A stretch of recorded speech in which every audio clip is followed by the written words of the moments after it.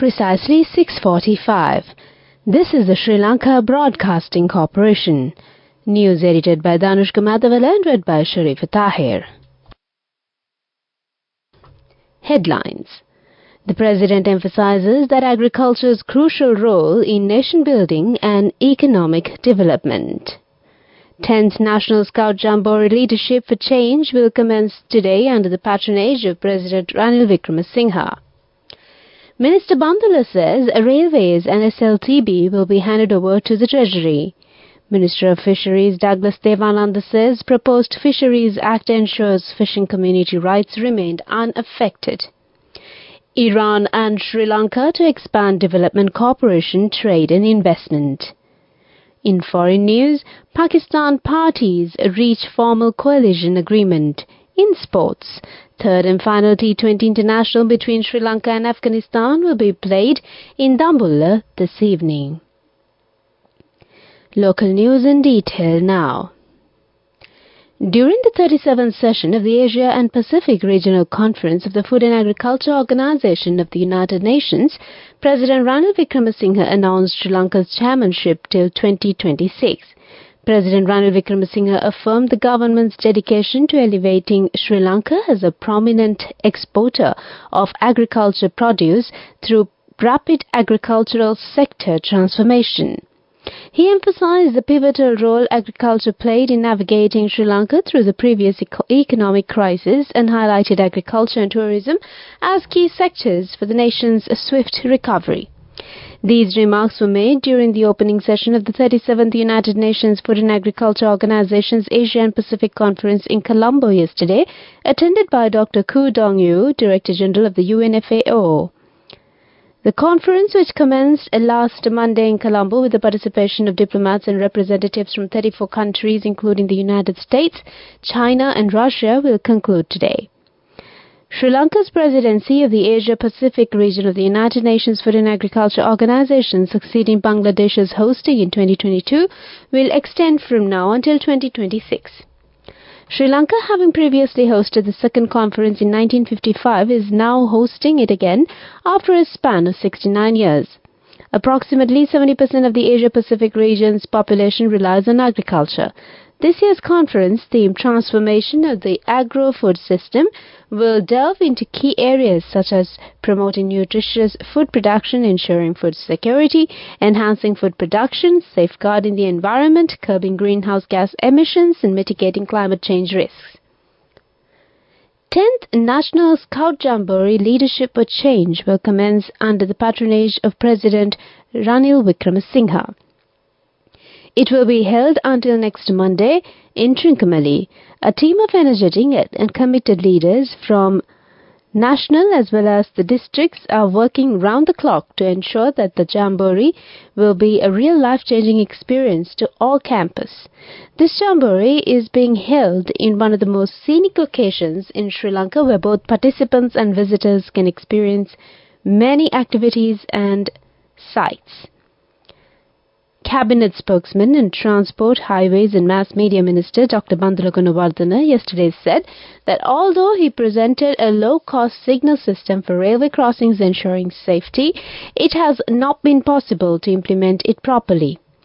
Speaking at the Government Information Department during the media briefing to announce cabinet decisions, he said that this is still at a standstill and delayed as Treasury is asking for reports on this matter, and added since it is not possible to govern this way, he will inform the cabinet and hand over the railways and SLTB to the Treasury to be governed by them.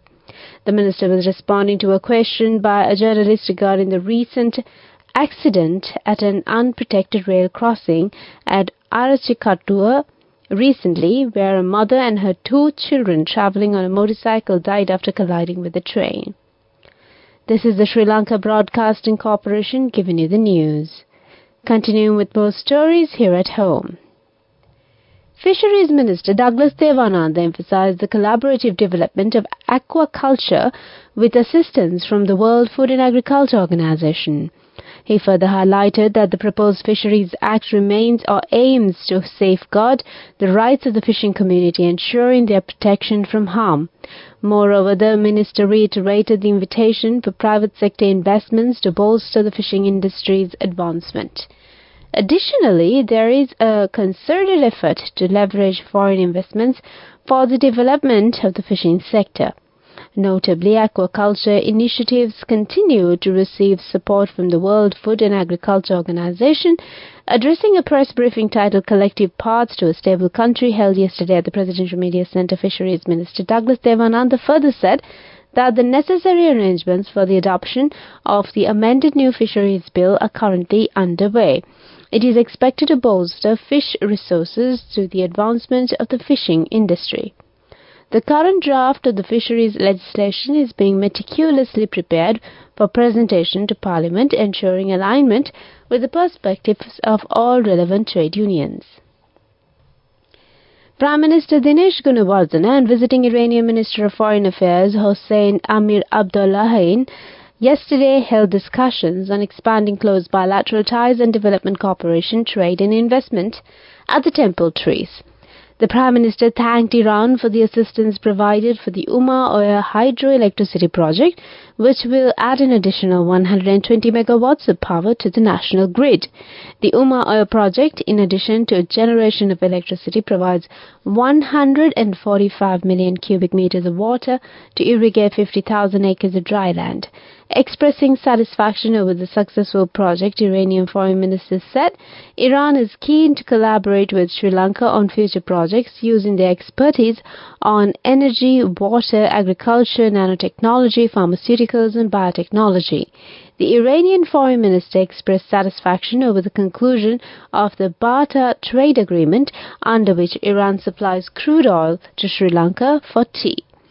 That's local news for the moment. The main news story is brought to you by Sinhala. The Sri Lanka Ports Authority is focusing on rapidly developing the Kankesantare port and converting it to a major passenger and cargo hub to mainly service the rapidly developing northern province. Chairman SLPA Keith Bernard mentioned to local media that the SLPA had invested around 450 million rupees so far. Bernard said that they will call for expressions of interest this month to redevelop the KKS port. The KKS port, which has a rich and lengthy history, began its operations as a commercial port coinciding with the establishment of the cement factory in Kankesantare in 1950, but was partly abandoned after LTTE hostilities. The main news story was brought to you by Sinhala. Moving on to Watchlight, the Education Ministry emphasizes that the Education Ministry will not issue letters to admit students to grades 1, 5 and 6 for the year 2024. In order to enroll students in grade 1 of schools, applications should be forwarded to the respective schools according to the circular issued by the Education Ministry. The principals of those respective schools will conduct interviews and enroll the selected students to grade 1. Coming up, World News.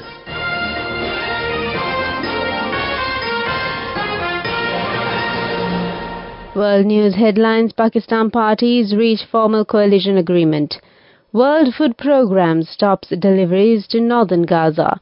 Putin gives luxury RS car to North Korea's Kim. World News in detail. Two political parties in Pakistan have reached a formal agreement to form a new government following an election mired in controversy. The Pakistan Muslim League Nawaz will be backed by the Pakistan People's Party in a new administration, they jointly announced. Both parties won fewer seats than candidates loyal to jailed former Prime Minister Imran Khan on 8 February. On X, Mr. Khan's PTI party branded the coalition mandate thieves. His movement alleges the vote was rigged to keep his supporters out of power. More than 6 days after reaching an initial deal to form a coalition, the PMLN and PPP announced a full agreement had been concluded at a press conference on Tuesday. Bilawal Bhutto Zardaro, chairman of the PPP, said the coalition's aim is to address the country's economic crisis. Former Prime Minister and President of PMLN, Shahbaz Sharif, pledged collective action to tackle economic and other challenges. The World Food Programme has paused life-saving food deliveries to northern Gaza, saying aid convoys had endured complete chaos and violence due to the collapse of civil order.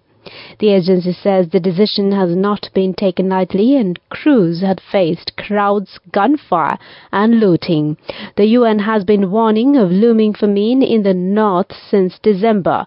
The WFP says these latest reports are proof of a precipitous slide into hunger and disease. The Israeli military ordered 1.1 million Palestinian civilians to evacuate all areas north of Wadi Gaza and seek shelter in the south at the start of its ground offensive in October. The evacuation area included Gaza City, which before the war was the most densely populated area of the territory. Finally, on world news, Russian President Vladimir Putin has given North Korean leader Kim Jong-un a luxury Russian-made car. Pyongyang state media said the limousine was delivered to Mr. Kim's top aides on Sunday. Kremlin spokesman Dmitry Peskov later confirmed the gift, saying it was an Auris, a full-size luxury sedan of the type used by Mr. Putin himself. The two internationally isolated countries have forged close relations since Russia's invasion of Ukraine. North Korea is thought to be supplying Russia with artillery, rockets and ballistic missiles for the war despite international sanctions on both countries. Both sides deny breaching sanctions. Mr. Putin welcomed Mr. Kim to the Vostochny Cosmodrome in the Russian Far East last September in what was his first trip abroad in 4 years. And that's on World News. Moving on to development news, Sri Lanka proudly marked its place in history with a mesmerizing showcase of culture, tradition and artistry at the prestigious Carnival of Venice 2024. Renowned for its rich history, elaborate costumes and vibrant masquerade balls, the Carnival of Venice has evolved into one of the world's most iconic celebrations, attracting visitors from across the globe. The carnival traces its origins to the Middle Ages, existing for several centuries until it was abolished in 1797. The tradition was revived in 1979, and the modern event now attracts approximately 3 million visitors annually, according to verified sources. That's on Development News. Moving on with sports news. Third and final T20 international between Sri Lanka and Afghanistan will be played in Dambulla this evening. The match will be played as a day and night encounter. Sri Lanka won the past two matches and already won the series. In the meantime, Erling Haaland scored a vital winner 19 minutes from time as Manchester City eventually broke Brentford's stubborn resistance to close within a point of the Premier League summit. What looks set to be a night of frustration at Etihad Stadium for Pep Guardiola's men turned on a moment of huge fortune. Brentford defender Christopher Ajer appeared to have the situation under control when Julian Alvarez played a pass into the visitors' half as City encountered. But as Haaland began the chase, Ajer slipped and could not regain his feet as the Norwegian sped past. Finally, on sports, India have rested pace bowler Jasprit Bumrah for the fourth test against England in Ranchi starting on Friday. The Board of Control for Cricket in India said the decision was taken keeping in mind the duration of the series and amount of cricket he has played in recent times. Bumrah, the world's number one ranked men's test bowler, is the only frontline pace bowler in either side to have played in all three tests so far. India led the 5-test series 2-1. Go ekakthiyana youth ekata life eke change ekata niyamata set wenna aswahagena dakapuhina habe karanna youth ekata niyamata set wenna friendship eka menna. The all-new NSB Itru account, NSB I Am, a plan for your dream. Business News. Sponsored by National Savings Bank, the safest place for your money. Ambassador of Sri Lanka to Jordan, JATS Priyangika Vijay met with the Minister of Agriculture of Jordan, Khalid Hanafat, on 15 February 2024 and had in-depth exchanges on strengthening bilateral cooperation in the sphere of agriculture. The Director of Agreements and International Cooperation Directorate was also present at the meeting. Welcoming the ambassador, Minister Hanafat expressed his wishes to further develop bilateral relations between the two countries by expanding trade in agricultural products and strengthening agricultural technology exchanges. Business News, sponsored by National Savings Bank, the safest place for your money. Go ekathiyana youth ekata life eke change ekata niyameta set wenna as wahagena dakapu hina habe karanna youth ekata niyameta set wenna friendship eka menna. The all-new NSB Itru account. NSB IM, a plan for your dream.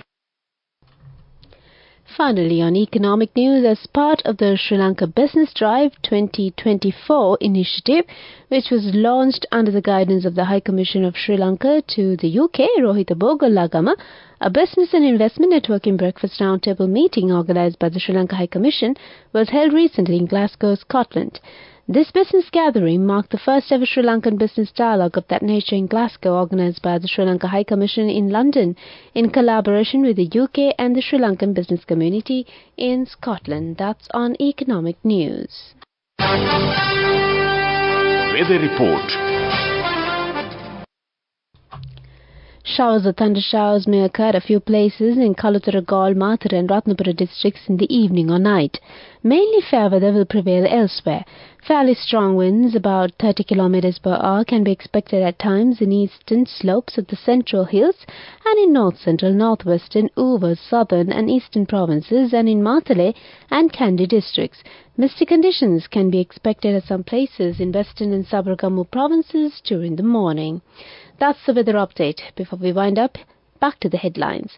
The President emphasizes that agriculture's crucial role in nation building and economic development. 10th National Scout Jamboree Leadership for Change will commence today under the patronage of President Ranil Wickremesinghe. Minister Bandara Gunawardena says railways and SLTB will be handed over to the Treasury. Minister of Fisheries Douglas Devananda says proposed Fisheries Act ensures fishing community rights remain unaffected. Iran and Sri Lanka to expand development cooperation, trade and investment. Foreign news, Pakistan parties reach formal coalition agreement. In sports, third and final T20 international between Sri Lanka and Afghanistan will be played in Dambulla this evening.